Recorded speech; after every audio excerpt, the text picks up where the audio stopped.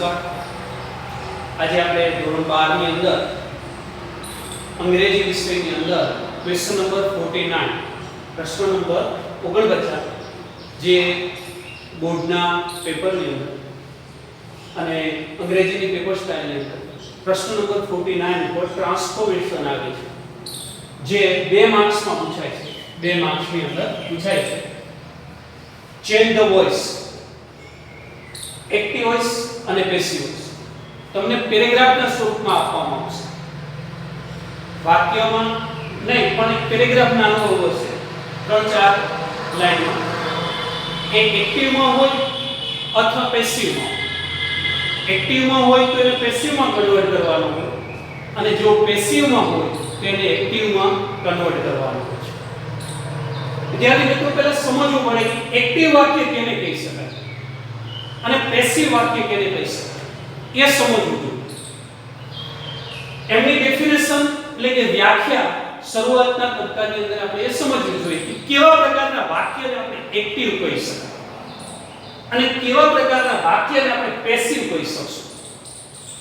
તો વાત એ શરૂઆતમાં આપણે એક્ટિવ વોઇસ વિશેની ચર્ચા કરીએ તો એક્ટિવ કેને કહી શકાય તો કે ક્રિયાનો કરનાર વાક્યની શરૂઆતમાં હોય એટલે કે કર્તા જો મુખ્ય હોય તેવા વાક્યને આપણે એક્ટિવ કહી શકશું. જેની અંદર કર્તા મુખ્ય સ્થાને હોય છે. એક્ટિવ વોઇસની અંદર શું હશે? કર્તા છે એ મુખ્ય સ્થાન પર હશે. એ મુખ્ય સ્થાન પર હશે. એમની વાક્ય રચના એ રીતના બનશે કે વાક્યની શરૂઆતમાં કર્તા હશે. અંગ્રેજી ભાષાની અંદર આપણે વાક્ય રચના જોઈએ તો વાક્યની શરૂઆતમાં કર્તા, સેકન્ડ સ્થાન બીજું સ્થાન આવશે એ ક્રિયાપદનું હોય છે, એના પછી કર્મ હોય છે અને અન્ય શબ્દો હોય છે. જ્યારે ગુજરાતી ભાષાની અંદર શું હોય છે તો કે કર્તા હોય છે, કર્મ હોય છે, ક્રિયાપદ હોય છે. એ રીતના અંગ્રેજી ભાષાની અંદર વાક્યની શરૂઆતમાં કર્તા, ક્રિયાપદ અને કર્મ. જો વાક્યની અંદર શરૂઆતમાં જે કર્તા છે મુખ્ય સ્થાન પર હોય તેવા વાક્યને આપણે કેવું વાક્ય કહી શકશું? Active voice. હવે વાત રહી એક્ટિવમાંથી પેસિવ આપણે બનાવવું છે. પરીક્ષાની અંદર બંને રીતે પૂછાઈ શકે કે ભાઈ એક્ટિવમાંથી પેસિવમાં ફેરફાર કરો અને પેસિવમાંથી એક્ટિવમાં ફેરફાર કરો. એ હવે આ વાક્યની શરૂઆતમાં જો કર્તા મુખ્ય સ્થાન હોય તો તેવા વાક્યને આપણે એક્ટિવ કહીશું. હવે સમજો કે પેસિવ વાક્ય કેને કહી શકાય? એ ગુજરાતીમાં પણ આવે છે, સંસ્કૃતમાં પણ આવે છે, અંગ્રેજી ભાષાની પણ અંદર આવે છે. બરાબર? કે કર્તરીમાંથી કર્મણીમાં ફેરફાર કરો કે કર્મણીમાંથી કર્તરીમાં ફેરફાર કરો. જેને આપણે એક્ટિવ વોઇસ કહીએ છીએ, જેને ગુજરાતીમાં કર્તરી પ્રયોગ કહેવામાં આવે છે. અને જેને આપણે પેસિવ વોઇસ કહીએ છીએ એને ગુજરાતી ભાષાની અંદર કર્મણી પ્રયોગ કહેવામાં આવે છે. તો એક્ટિવમાંથી પેસિવ બનાવવા માટે શું એમના 5 સ્ટેપ છે. એ 5 સ્ટેપ અનુસાર આપણે જો વાક્ય હોય એમને ફેરવીએ, કન્વર્ટ કરીએ તો એ એક્ટિવમાંથી પેસિવમાં કન્વર્ટ થાય છે. હા, કઈ રીતે? તો જોઈએ. જો અહીં લખેલા છે મે 5 સ્ટેપ કે પહેલું કર્તાની સ્થાન છે કર્મ લે છે. હવે સમજો આપણે સાથે સાથે પેસિવ વોઇસની વ્યાખ્યા પણ સમજવાની છે. જો પહેલા એક્ટિવ વોઇસની અંદર શું હતું તો કે વાક્યની શરૂઆતમાં કર્તા હતો. હવે જ્યારે પેસિવની અંદર થશે, પેસિવ વાક્ય કેવું હોય તો કે કર્તાનું સ્થાન કોણ લે છે તો કે કર્મ લે છે. એના 5 સ્ટેપ છે. 5 સ્ટેપની અંદર પ્રથમ સ્ટેપ એવું આવે છે કે કર્તાને સ્થાન ઉપર કર્મ મૂકવું. બરાબર? કર્તાનું સ્થાન કોણ લે છે તો કે કર્મ લે છે. બરાબર? એના પછી કર્મનું સ્થાન કોણ લે છે તો કે કર્તા લે છે. જ્યાં કર્તા હતું ત્યાં કર્મ આવી જાય છે અને કર્મ હતું ત્યાં કર્તા આવી જાય છે. એના પછી જો એક્ટિવમાંથી પેસિવ બનાવવા માટે એટલે આપણે એ બાબતનું ખબર હોય કે ભાઈ એક્ટિવ વોઇસની અંદર છે એ કર્તા મુખ્ય હોય છે, જ્યારે પેસિવ વોઇસની અંદર કર્તા મુખ્ય હોતો નથી. મુખ્ય ન હોય. બરાબર? કર્મ હોય. શું હોય? કર્મ. આમની વ્યાખ્યાની અંદરથી આપણે એ ભણી થાય કે કર્તા જે મુખ્ય સ્થાન એક્ટિવ વોઇસની અંદર કર્તાનું જે મુખ્ય સ્થાન હતું એ પેસિવ વોઇસ ની અંદર કર્તાનું મુખ્ય સ્થાન રહેતું નથી. એની જગ્યાએ શું આવી જાય છે તો કે કર્મ છે એ મુખ્ય સ્થાન ઉપર આવે છે. એટલે કોઈ પણ કાળ હોય, કોઈ પણ કાળની અંદર તમારે એક્ટિવ માંથી પેસિવ બનાવવા માટે એક કોમન નિયમ હોય છે કે ભાઈ પાંચ જે સ્ટેપ છે એ પાંચ સ્ટેપને જો આપણે ફોલો કરીએ, અનુસરીએ, તો આપણે એ વાક્યને જે એક્ટિવ વાક્ય છે એમને પેસિવ ની અંદર આપણે કન્વર્ટ કરી શકીએ. પહેલું મેં તમને કીધું એમ કે કર્તાનું સ્થાન છે એ કર્મ લે છે. કર્તાનું સ્થાન કોણ લે છે? કર્મ લે છે. એના પછી કર્મનું સ્થાન કોણ લે છે? કર્તા લે છે. એના પછી કાળ પ્રમાણેનું યોગ્ય સહાયકારક ક્રિયાપદ મૂકવું. આ મહત્વની વાત કે એક્ટિવ માંથી જ્યારે તમે પેસિવ માં જ્યારે કન્વર્ટ કરો ત્યારે કાળ અનુસાર એ કાળનું સહાયકારક ક્રિયાપદ તમારે મૂકવું અનિવાર્ય છે. જો એ ન મૂકો તો એ એક્ટિવ માંથી પેસિવ બનતું નથી. હવે એ સમજવું પડે કે ભાઈ સહાયકારક ક્રિયાપદ કોને કહી શકાય? સહાયકારક ક્રિયાપદ છે એ કેને કહી શકાય? જેને આપણે ગુજરાતીમાં સહાયક, જેને અંગ્રેજીમાં હેલ્પિંગ વર્બ કહેવામાં આવે. વર્બ એટલે ક્રિયા અને સહાય એટલે હેલ્પ.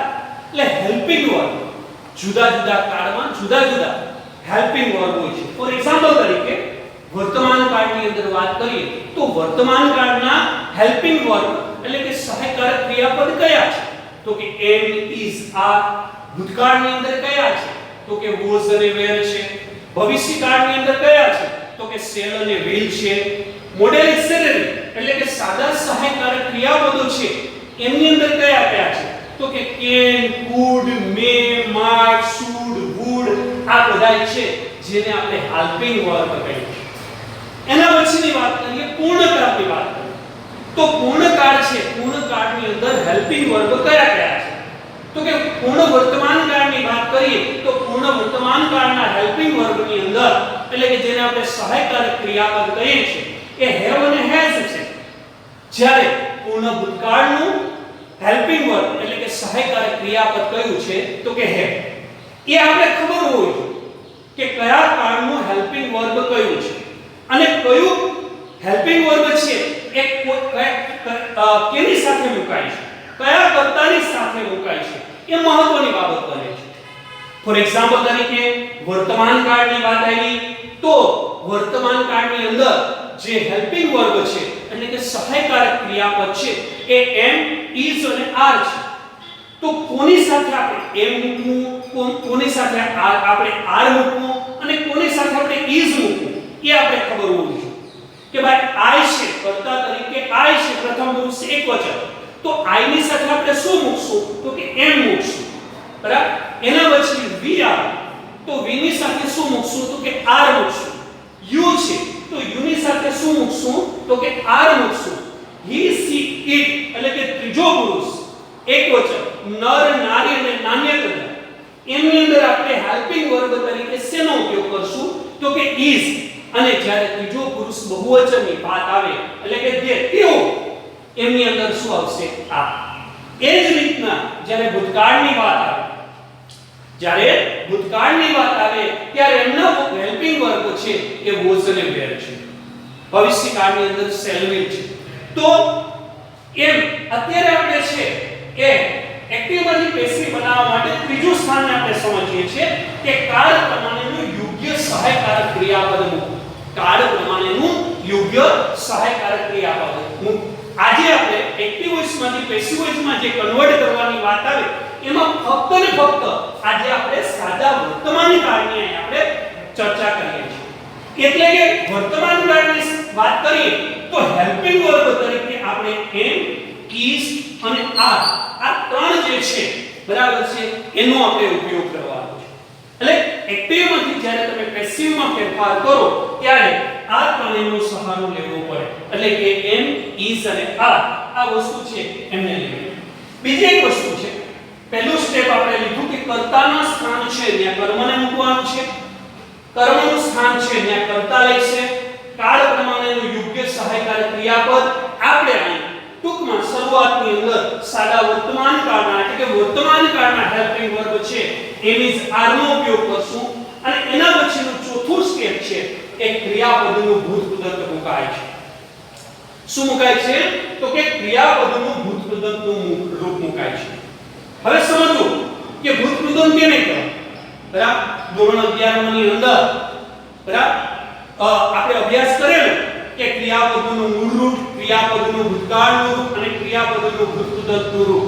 એવા મેં તમને 66 વર્ડ છે, શબ્દો છે, બરાબર છે, એટલે કે ક્રિયાપદો છે એ મેં તમને આપેલા અને એ તમારે કંઠસ્થ કરવાના છે. શું કામ?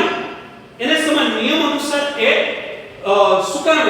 તો સમજો કે કોઈ વાક્યની અંદર ક્રિયાપદનું મૂળ રૂપ આપણે આપેલું છે, ગો આપેલું છે. સમજો, જો ક્રિયાપદનું મૂળ રૂપ ગો આપેલું છે, હવે એ જ વસ્તુનો જ્યારે તમે એક્ટિવ માંથી પેસિવ ની અંદર કન્વર્ટ કરશો ત્યારે એનું ટૂંકમાં એનું ભૂતકૃદંત છે એના વિશેનું તમને ખબર નહીં હોય કે ગોનું ભૂતકૃદંત શું થાય છે. ગોનું ભૂતકૃદંત શું થાય છે તો તમે વાક્ય બનાવી શકશો નહીં. ગોનું ભૂતકાળનું રૂપ શું થાય છે તો કે વેન્ટ થાય છે અને ભૂતકૃદંત શું થાય છે તો કે કોણ થાય છે, જીવો. સમજો, એટલે આ તમને ખબર હોવી જોઈએ. બરાબર, એના 6 નિયમો છે. બરાબર, ત્રણે ત્રણ રૂપો સરખા પણ આવે. ફોર એક્ઝામ્પલ તરીકે put put put, cut cut cut. બરાબર છે, આ તમને કીધું જુદા જુદા ગો, વેન્ટ, ગોન. બરાબર, એ 6 નિયમોને આધીન બરાબર મેં ધોરણ 11 ની અંદર તમને 66 એવા વર્ગ લખાવેલા અને એ વર્ગ તમને કંઠસ્થ કરવા જરૂરી છે. શું કામે? તો કે એક્ટિવ પેસિવ શીખવા માટે, એક્ટિવ માંથી પેસિવ શીખવા માટે આપણે કમ્પલસરી કે ફરજિયાત છે એ ક્રિયાપદનું ભૂતકૃદંતનું રૂપ છે. બરાબર, મેં શોર્ટ ફોર્મ લખેલું છે ભૂતકૃદંત. ક્રિયાપદનું ભૂતકૃદંતનું રૂપ છે એ મૂકવું પડે છે.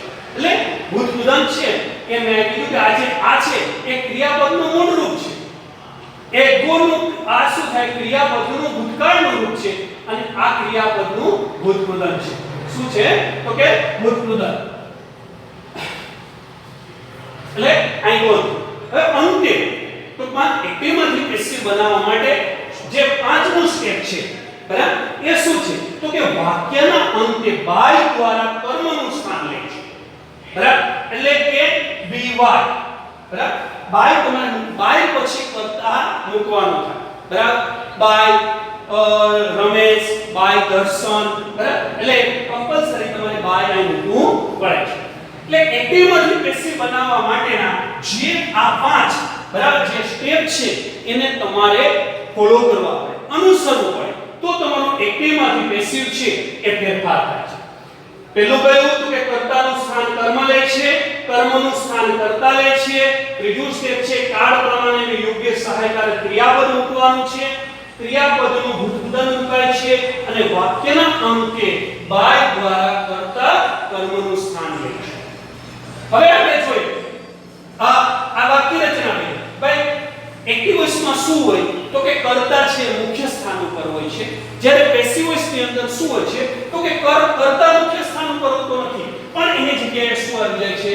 કર્મ છે એ કર્મ મુખ્ય સ્થાન ઉપર હોય છે. ઓકે, આ આપણે સમજ્યા, વ્યાખ્યા, ડેફિનેશન સમજ્યા કે નહીં? તો કે હવે આપણે ખબર પડી કે ભાઈ એક્ટિવ કેને કહેવાય અને પેસિવ કેને કહેવાય. તો કે એક્ટિવ છે એમાં કર્તા મુખ્ય હોય છે અને પેસિવ ની અંદર કર્તા મુખ્ય હોતો નથી. હવે વાક્ય રચના જોઈએ. અંગ્રેજી ભાષાની અંદર એક્ટિવ વોઇસની વાક્ય રચના કેવી હોય છે તો કે વાક્યની શરૂઆતમાં કર્તા હોય છે, ક્રિયાપદ હોય છે, કર્મ હોય છે અને અન્ય શબ્દ હોય છે. ક્રિયાપદ છે જેને આપણે વર્બ કહીએ છીએ એ વર્બનું રૂપ એ અલગ અલગ કાળની અંદર અલગ અલગ ક્રિયાપદ, એટલે કહેવાનું ઇન્ટેન્શન એવું છે કે વર્તમાન કાળ હોય તો એમાં ક્રિયાપદનું રૂપ કેવું હોય છે તો કે વર્તમાન કાળની અંદર ક્રિયાપદનું મૂળ રૂપ હોય છે અથવા ક્રિયાપદને અંતે s કે es નો ઉપયોગ થાય છે. જ્યારે ભૂતકાળ હોય કાળ, ભૂતકાળનું વાક્ય હોય તો ક્રિયાપદનું ભૂતકાળનું રૂપ હોય છે. એટલે કે આપણે એ સમજવાનું છે કે એક્ટિવ વોઇસની અંદર એની વાક્ય રચના કેવી હોય છે તો કે વાક્યની શરૂઆતમાં કર્તા હોય છે, એના પછી શું હોય છે? ક્રિયાપદ હોય છે, કર્મ હોય છે અને અન્ય શબ્દ હોય છે. હવે સમજો કે આપણે પાંચ સ્ટેપ સમજી લીધા એટલે ઓટોમેટિકલી આપણે વાક્ય રચના છે આપણા દિમાગની અંદર આવી જશે કે આપણે પહેલું શું કરવાનું છે તો કે કર્તાની જગ્યાએ કર્મને મૂકવું. એટલે વાક્ય રચનાની અંદર પેસિવ વોઇસની વાક્ય રચનાની અંદર વાક્યની શરૂઆતમાં શું આવશે તો કે કર્મ આવશે. એના પછી જે કાળ હશે એ વર્તમાન કાળ હશે, ભૂતકાળ હશે, ભવિષ્યકાળ હશે, પૂર્ણકાળ હશે કે જે હોય એમનું કાળ પ્રમાણેનું સહાયકારક ક્રિયાપદ. બરાબર, મેં તમને સહાયકારક ક્રિયાપદ હેલ્પિંગ વર્બ વિશે સમજાવી દીધું કે વર્તમાન કાળ હોય તો એબીસ આર, ભૂતકાળ હોય તો વોઝ વેર, ભવિષ્યકાળ હોય તો શેલ વિલ.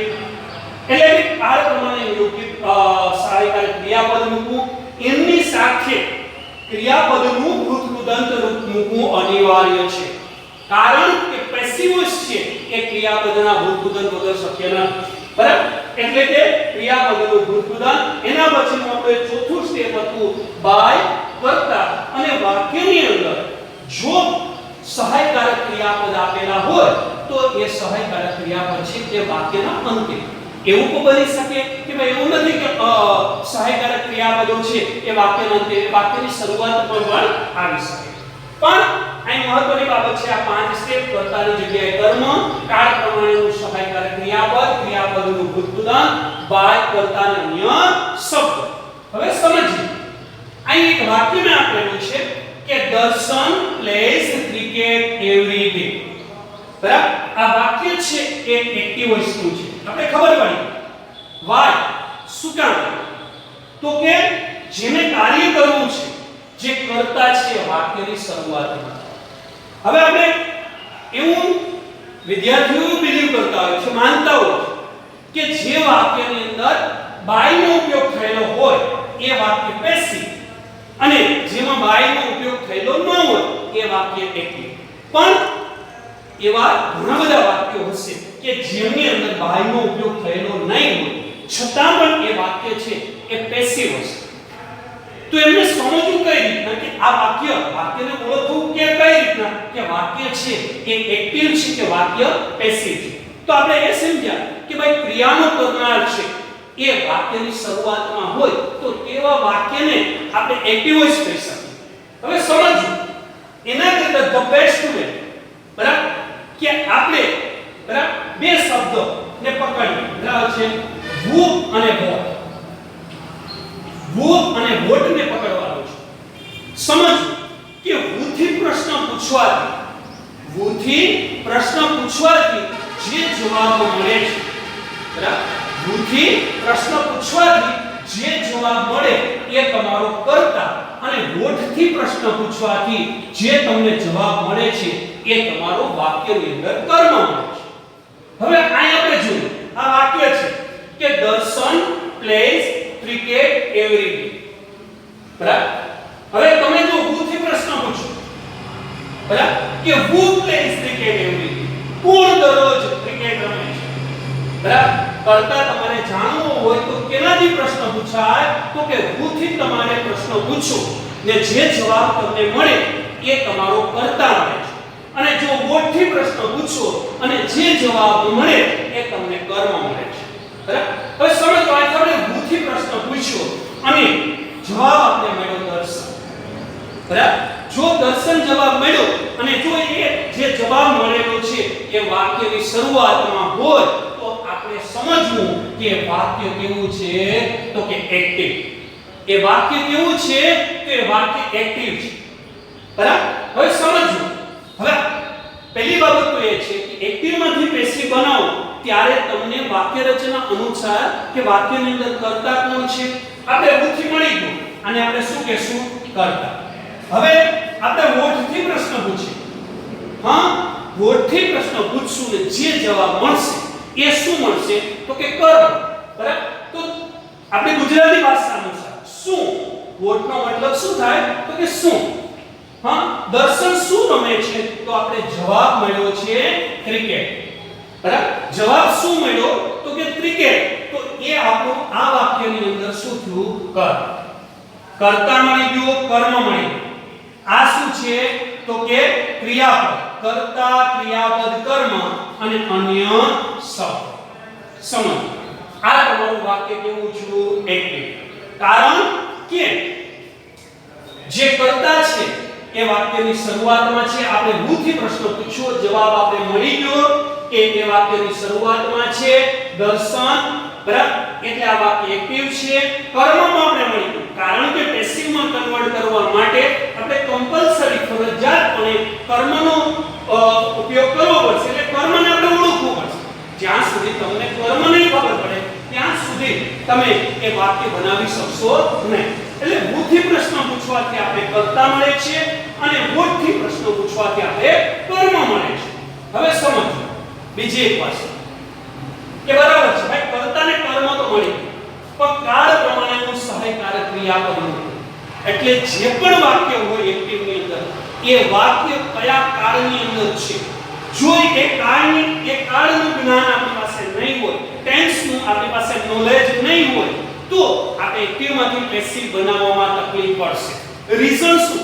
કારણ શું તો વસ્તુ એ છે કે સહાયકારક આપણે હંમેશા મૂકવું વોઝવેર મૂકવું શેલ મૂકવું હેવેસ મૂકવું કે હેડ મૂકવું તો એના માટે જે સેન્ટેન્સ છે કે જે વાક્ય છે એ વાક્ય કયા કાળની અંદર છે એ આપણે ઓળખવું હવે અહીં આપણે વાક્ય છે the sun plays cricket every day આપણે આ વાક્ય છે એ સાદા વર્તમાન કાળની અંદર છે કઈ રીતના આપણે કહી શકીએ કે વાક્ય છે સાદા વર્તમાન કાળની અંદર છે તો એક તો ક્રિયાપદ થી પણ ખબર પડશે અને અન્ય શબ્દથી પણ તમને ખબર પડશે એની પહેલા ટૂંકમાં સાદા આપણે શીખવાનું છે એક્ટિવ વોઇસ પેસિવ વોઇસ સાદા વર્તમાન કાળની તો સાદા વર્તમાન કાળની ડેફિનેશન એટલે કે એમનો ક્યાં ઉપયોગ થાય છે એ આપણે ખબર હોવી જોઈએ અને એવા કયા શબ્દો દ્વારા આપણે ખબર પડે કે આ સેન્ટેન્સ છે આ વાક્ય છે એ સાદા વર્તમાન કાળની અંદર છે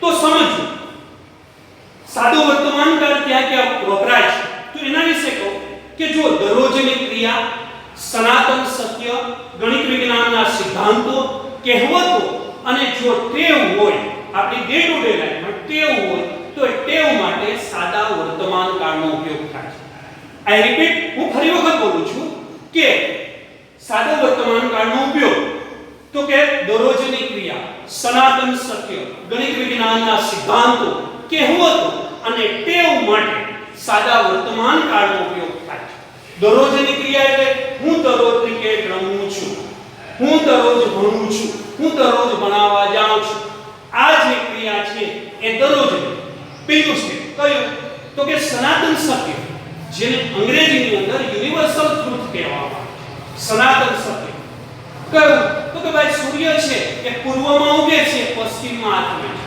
પૃથ્વી ગોળ છે આ જે છે એને શું કહેવામાં આવે છે સનાતન સત્ય બરાબર એટલે દરરોજની ક્રિયા સનાતન સત્ય ગણિત વિજ્ઞાનના કોઈ પણ સિદ્ધાંતો હોય તે અને ટેવ હોય એમના માટે સાદા વર્તમાન કાળનો ઉપયોગ થાય છે સાદા વર્તમાન કાળની અંદર એટલે કે વર્તમાન કાળના સહાયકારક ક્રિયાપદ કયા કયા છે તો કે એમ ઇઝ અને આર જો સાદા વર્તમાન કાળ ઓળખવા માટે મેં તમને કહી દીધું કે આ બાબતો હોય તો સાદો વર્તમાન કાળ હોય દરરોજની ક્રિયા સનાતન સત્ય ગણિત વિજ્ઞાનના સિદ્ધાંતો કહેવતો ટેવ આ બધું અને એના માટે ઓળખ સૂચક શબ્દ તરીકે એવરી ડે ડેઈલી ઓલવેઝ આવા શબ્દો દ્વારા પણ તમે સાદો વર્તમાન કાળ ઓળખી શકો છો ઓકે અહીં વાત આવી આ વાક્ય છે એક્ટિવમાં કે દર્શન પ્લેઝ ક્રિકેટ એવરી ક્રિયાપદ જો સાદા વર્તમાન કાળની અંદર ક્રિયાપદ બે રીતના બને છે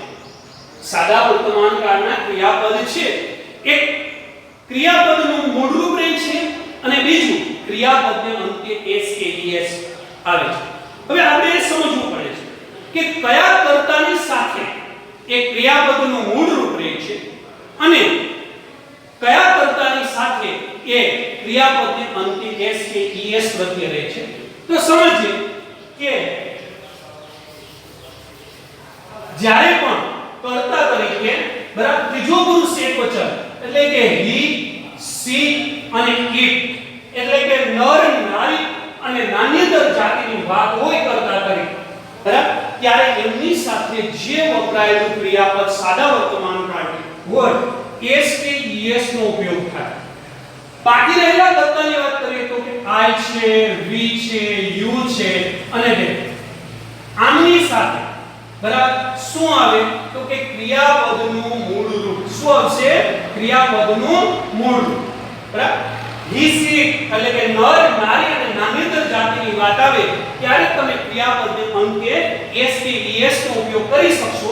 બાકી કર્તા તરીકે I હશે, we હશે, you હશે કે they હશે એની સાથે તમારે કમ્પલસરી એટલે કે ફરજિયાત ક્રિયાપદનું મોઢું. હવે અહીં જોઈએ દર્શન પ્લેઝ ક્રિકેટ એવરી ડે.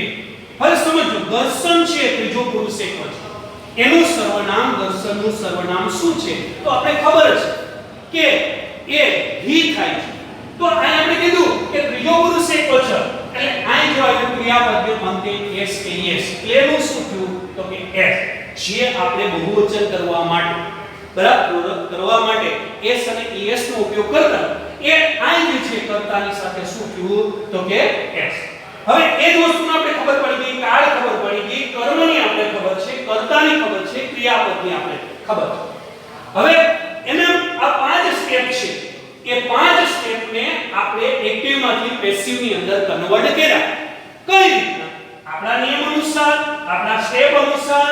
પહેલું આપણે મળી ગયું કે કર્મ કયું છે તો કે કર્મ કયું છે તો કે ક્રિકેટ, બરાબર? એટલે કે કર્તાનું સ્થાન કેને લીધું કર્મ. આપણે ખબર પડી કે વર્તમાન કાળ છે, ક્રિકેટની સાથે શું આવે તો કે is, ક્રિકેટની સાથે શું આવશે તો કે is, બરાબર? એકવચન. હવે જો પેસિવ વોઇસની અંદર જે પણ ક્રિયાપદ આપેલું છે એ ક્રિયાપદનું તમારે પાસ્ટ પાર્ટિસિપેટ કરવું પડે, જેને આપણે ગુજરાતમાં ભૂતકૃતન કહીએ છીએ. તો પ્લેનું પાસ્ટ પાર્ટિસિપેટનું રૂપ શું થયું તો કે પ્લેડ, એની સાથે બાય અને કર્તા દર્શન અને એવરી ડે. હવે સમજો બાયની સાથે વપરાયેલો જે કર્તા છે એ નામ હશે, દર્શન હોય, રમેશ હોય, બરાબર? એમાં તમારે ચેન્જ કરવાનું નથી, એનું એ છે. દર્શનનું દર્શન જ રહ્યું, રમેશનું રમેશ જ રહ્યું, સરિતા હોય તો સરિતાનું સરિતા, સીતા હોય તો સીતા, એમાં કોઈ ફેરફાર કરવાનો નથી. બાકી જે કર્તાનું સર્વનામ આપેલું હોય એમાં તમારે એમનું કર્મ વિભક્તિનું રૂપ મૂકવાનું છે. જો મેં લખેલું છે કે કર્તા વિભક્તિનું કર્મ વિભક્તિમાં, બરાબર? તો આય સમજો કે આય આપેલું હોય તો એમનું કર્મ વિભક્તિનું રૂપ કયું થાય મી. આય નું શું થયું મી. હવે સમજો કે વી આપેલું છે તો શું થાય અસ. એના પછી જો યુ આપેલું હોય તો યુ નું કર્મ વિભક્તિનું રૂપ શું થાય છે યુ. હી નું કર્મ વિભક્તિનું રૂપ શું થાય છે તો કે હિમ. સી નું કર્મ વિભક્તિનું રૂપ શું થાય છે હર. ઈટ નું કર્મ વિભક્તિનું રૂપ શું થાય છે ઈટ. ધે નું શું થાય છે ધેમ. અને જો આ દર્શનનું દર્શન એટલે કે કોઈ જો નામ આપેલું હોય તો એ નામનું નામ છે. આઈ તો આઈ નું મી, વી નું અસ, યુ નું યુ, હી નું હિમ, સી નું હર, ઈટ નું ઈટ, ધે નું ધેમ. અને કોઈ પણ નામ આપેલું હોય તે નામનું નામ. આઈ જો કર્તા તરીકે આપણે દર્શન આપેલું હતું એટલા માટે બાય દર્શન અને અન્ય શબ્દ છે એવી. આ જે વાક્ય છે એ આપણે એક્ટિવ માંથી કેમાં કન્વર્ટ કર્યું પેસિવ. બસ સિમ્પલ વસ્તુ છે કે આપણે જે છે સ્ટેપ છે એ સ્ટેપને ફોલો કરવાના. કર્તાની જગ્યાએ કર્મ, કાળ પ્રમાણેનું સહાયકારી ક્રિયાપદ, ક્રિયાપદનું ભૂતગતનું રૂપ, બાય, કર્તા અને અન્ય શબ્દ. હવે જો મેં અહીં બીજું નામ વગરનું કર્તા તરીકે આઈ નું એક્ઝામ્પલ આપ્યું. શું કામ? તમને ખબર પડે કે આઈ નું કર્મ વિભક્તિનું રૂપ શું થાય છે મે, બરાબર? I play cricket every day. આની અંદર તો આપણે ખબર પડી, શરૂઆતમાં પૂછી લેવાનું મનોમંથન કે ભાઈ ભૂતથી પ્રશ્ન પૂછવાથી આપણે કર્તા મળે છે, બોધથી પ્રશ્ન પૂછવાથી આપણે કર્મ મળે છે. પેલું ભૂતથી પ્રશ્ન પૂછ્યો કે ભાઈ કોણ ક્રિકેટ રમે છે તો આઈ એટલે ડેફિનેટલી આપણે શું મળ્યું કર્તા, બરાબર? શું રમે છે તો કે આ ક્રિકેટ, એ આપણે શું મળ્યું કર્મ, બરાબર? આ શું છે તો કે ક્રિયાપદ અને આ શું છે તો કે અન્ય શબ્દ, બરાબર? એટલે કર્તા, ક્રિયાપદ, કર્મ અને અન્ય શબ્દ. હવે સમજો સિમ્પલ વસ્તુ છે, આપણે આપણા જે સ્ટેપ છે એમને આપણે ફોલો કરવાના છે. વાક્યની શરૂઆતમાં શું કરવાનું છે? કર્તાની જગ્યાએ કર્મ એટલે ક્રિકેટ, બરાબર? વર્તમાન કાળની જ વાત કરીએ છીએ. વર્તમાન કાળના સહાયકારક ક્રિયાપદ હેલ્પિંગ વર્બ એની સાથે એની અંદર ક્રિકેટની સાથે શું આવ્યું તો કે is. ક્રિયાપદનું ભૂતગતનું રૂપ શું આવ્યું પ્લેડ. બાય અને વધારાના શબ્દ શું આવ્યા એવરી. ઓકે, એટલે આ જે આપણે 5 સ્ટેપ છે એ 5 સ્ટેપ છે એને આપણે ફોલો કરો દરેક કાળની અંદર. એ જે છે એ તમારે કેરી ફોરવર્ડ થશે, આગળ જશે, બરાબર. એ પછી વર્તમાન કાળ હોય, ભૂતકાળ હોય, ભવિષ્યકાળ હોય, પૂર્ણ વર્તમાન કાળ હોય, સિમ્પલ મોડેલ એક્સેલરી હોય, એમની અંદર આ 5 સ્ટેપ ને ફેરફાર ક્યાં થશે? એક તો કાળ પ્રમાણનું સહાયકારક ક્રિયાપદ એક ફેરફાર થશે, બરાબર. બાકીનું બધું છે એ તમારે એ સ્ટેપ છે એમને તમારે ફોલો કરવાનું. રાઈટ? હવે જો એના પછીની વાત આવે કે બરાબર છે વાક્યની અંદર એક કર્મ આપ્યું તો ઇશ્યુ નથી, કોઈ પ્રોબ્લેમ નથી કે ભાઈ આપણે કર્મ મળી જશે. પણ એવું પણ બની શકે, એવું પણ બની શકે કે ટૂંકમાં વાક્યની અંદર બે પ્રકારના, બરાબર, વાક્યની અંદર બે કર્મ આવે છે. કર્મના બે પ્રકાર, જો મેં લખેલું છે કર્મના બે પ્રકાર પડે છે. એક છે મુખ્ય કર્મ અને ગૌણ કર્મ. સમજો કે કયા કયા કર્મના બે પ્રકાર પડે છે, તો કે મુખ્ય કર્મ અને ગૌણ કર્મ. આપણે ટેન્શન લેવાનું નથી. એવું જો વાક્ય હોય કે જેમની અંદર બે કર્મ અવેલેબલ છે તો એ વાક્યને તમે ટૂંકમાં મુખ્ય કર્મથી પણ બનાવી શકો છો અને ગૌણ કર્મથી પણ તમે એ વાક્યને છે એ પેસિવ બનાવી શકો છો, બરાબર.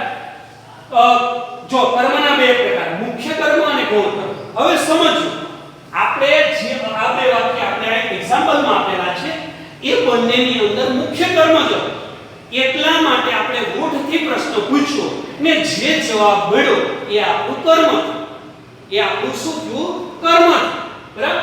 એટલે કર્મ થયું તો રૂઢથી પ્રશ્ન પૂછવાથી તમને મુખ્ય કર્મ મળશે.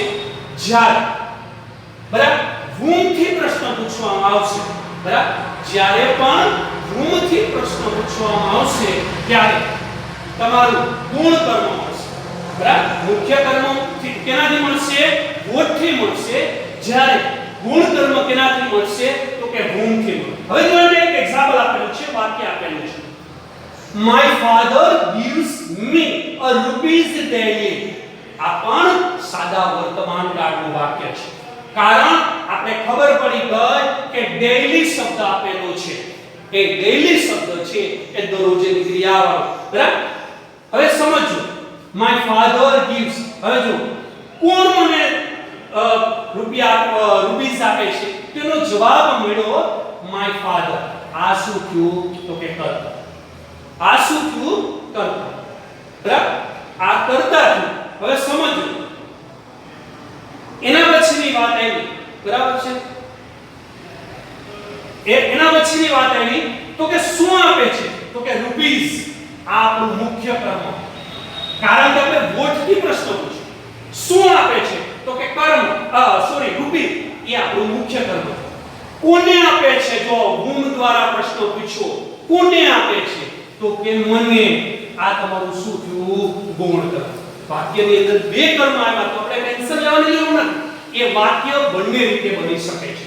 હવે જો મુખ્ય કર્મની વાત આવી, મુખ્ય કર્મથી વાત આવે તો શરૂઆતમાં જોઈએ તો રૂપીસ કારણ કે આપણે મુખ્ય કર્મ એની સાથે વર્તમાન કાર્ય એટલે is, બરાબર. give નું શું થયું? બરાબર. કારણ કે જો મુખ્ય કર્મ પહેલું સ્ટેપ કર્તાની જગ્યાએ કર્મ, બરાબર. એટલે કર્મ મુખ્ય કર્મ કયું છે? તો કે રૂપીસ. એમની સાથે શું આવ્યું? is. ક્રિયાપદનું પાસ્ટ પાર્ટિસિપેટ નું રૂપ. તો give નું શું થયું? given, બરાબર. પાછું બીજું કર્મ આપેલું છે એમના સ્થાને મૂકી દેવાનું, કર્મના સ્થાને. એટલે me, બરાબર છે. વધારાના શબ્દ આગળ પાછળ વચ્ચે ગમે ત્યાં લઈ શકાય. daily by my father. આ વાક્ય બોલો. તો rupees is given me daily by my father. હવે સમજો આ આપણે કેનાથી બનાવ્યું? તો કે મુખ્ય કર્મથી બનાવ્યું, બરાબર. હવે જ્યારે ગુણ કર્મથી બનાવવાની વાત આવે તો ગુણ કર્મ કયું છે?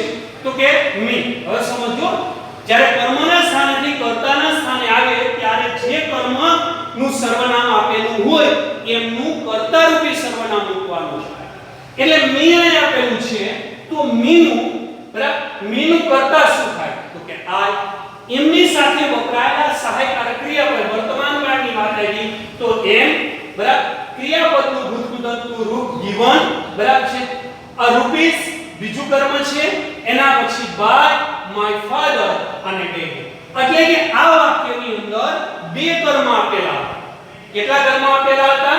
બે કર્મ આપેલા હતા, મુખ્ય કર્મ અને ગુણ કર્મ.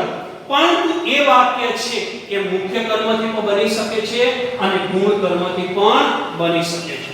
ઓકે, એટલે એ વાક્યની અંદર બે કર્મ આપ્યા હોય ત્યારે આપણે એક્ટિવમાંથી પેસિવ કઈ રીતના તમે મુખ્ય કર્મથી પણ બનાવી શકો છો અને ગુણ કર્મથી પણ બનાવી શકો છો.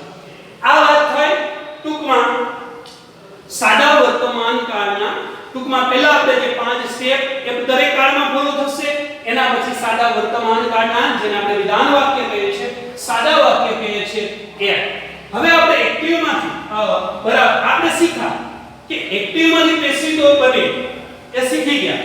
પરંતુ જો એવું પણ બની શકે કે તમારો જે પેરેગ્રાફ છે નાનો 3-4 લાઈનનો એ જે પેરેગ્રાફ આપેલો છે એ પેરેગ્રાફ છે એ પેરેગ્રાફ ટૂંકમાં પેરેગ્રાફ છે એ પેસિવની અંદર પણ આવી શકે. તો પેસિવની અંદર આવે તો શું કરવું?